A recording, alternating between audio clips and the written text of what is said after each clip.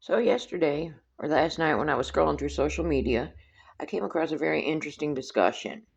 It was a discussion where they were talking about um, substance abuse problem that they have in this small town that I grew up in, and a lot of the people, not a, several, let's say several of the people were of the mindset that the answer is forcing addicts to get clean, either by forcing them into rehab or incarcerating them. As an addict in recovery myself, I'm going to tell you that's not the answer. You cannot, number one, you cannot force an addict to get clean.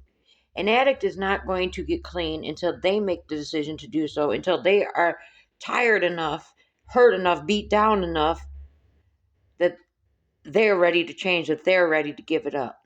Sure, you can lock them up and they're going to be clean. Maybe. I mean, people assume that these substances aren't in the prisons and the jails. They are. But sure, you can become abstinent for a while. But I did some Googling, and did you know that 95% of addicts who go to prison come out and use? They relapse. 95%. I'm going to tell you why. In my personal experience, I served 3 years in prison due to a crime, due to substance use. And the next day after release, I was right back at it. Because when you come out, you're angry, you're bitter. Your mental state is never the same after being locked up in prison. Unless you've been there, you don't understand. You don't understand. Another statistic, here's a surprising statistic for you. It's something like 81, let's just say 80% of prisons across the United States claim to have resources to help with substance and addiction problems, but only 11% of inmates were given access or participated in those programs. Because those programs, they're not reputable programs. Those programs are either peer-led or self-help groups. There's nothing to them. Prisons are not made to help an addict. Prisons are not meant to rehabilitate. They can tell you that all that they want. Prisons want you to reoffend. Thankfully, I've only been there once. I had no criminal record before I went. On my way out the door, the CO said, "We'll see you when you come back."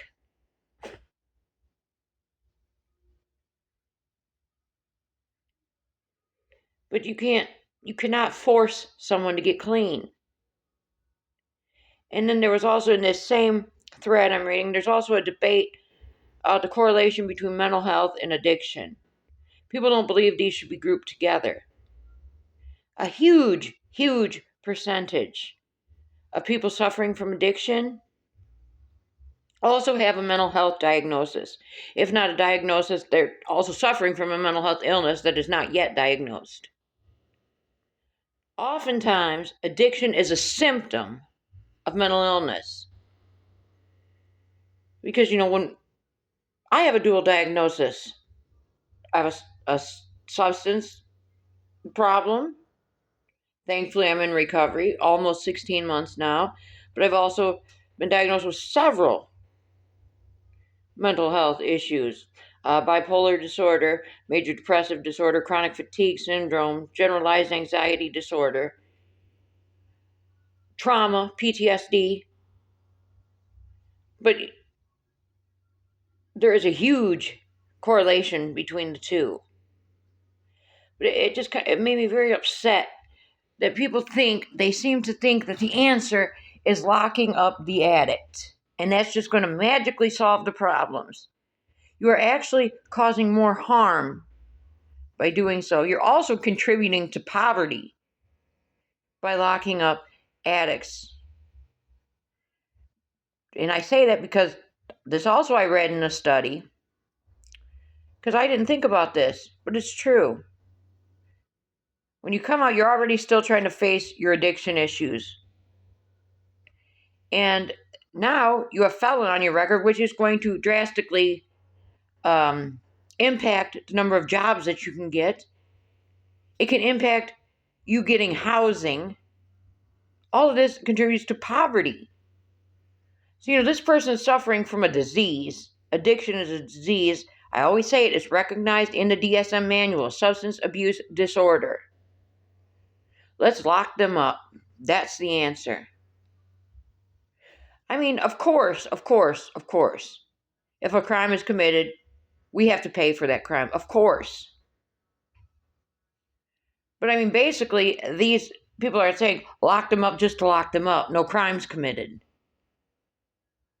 Even if a crime is committed, okay, my very first offense, 6 years, never in trouble a day in my life before that. People on attempted homicide charges get as much. Make that make sense. And I'm still bitter to this day about it. Yes, I am. Because yes, I can admit and take accountability. Yes, I should have served time. Yes. But there was absolutely no reason I couldn't have got the minimum. They just thought that they could make an example. The small county I came from. But did you also know that an addict that comes out of prison is at least, I don't remember the exact number, it was either 190 or 290 times more likely to suffer an overdose coming out. So my whole point in making this video is to just address the thing and say, you cannot force somebody to get clean. There's these other countries, even some places here in the United States, where they have these laws where they can do this forced rehabilitation, where your family can petition the court to force you into rehab. That does not work. Until you make the decision for yourself to get clean, it doesn't work. People seem to think by locking you up, you have no choice but to get clean. True. But you have that choice when you come out. And if the issues were never addressed, which they are not in prison, you're going to do it again. It's just more, the small mentality here. The people that have never suffered with addiction, they've never seen anybody suffer with addiction. They don't have firsthand knowledge of it.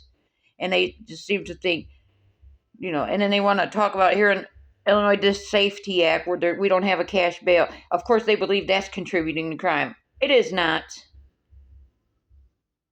But that's a whole other video to get into.